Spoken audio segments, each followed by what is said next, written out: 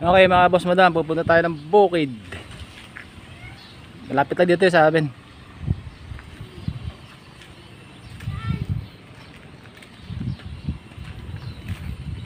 Bukid Kabukiran.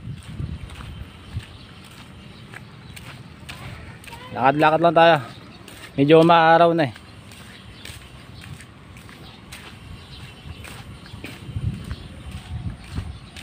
Kasi matubig pa rin yung mga daan, no?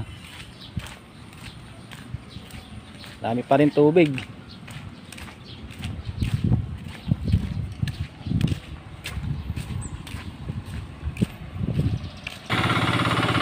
Ayan, okay mga boss madam. Ito yung may-ari, si Boss Tony o Cornelio.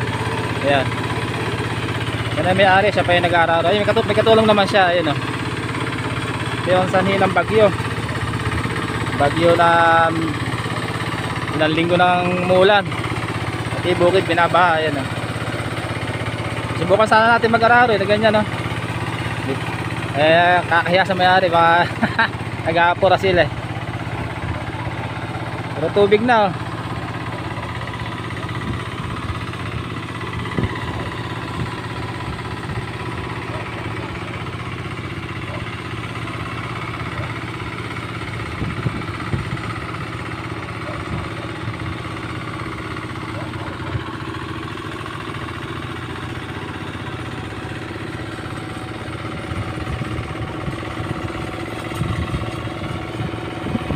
Sanhi ng bagyo.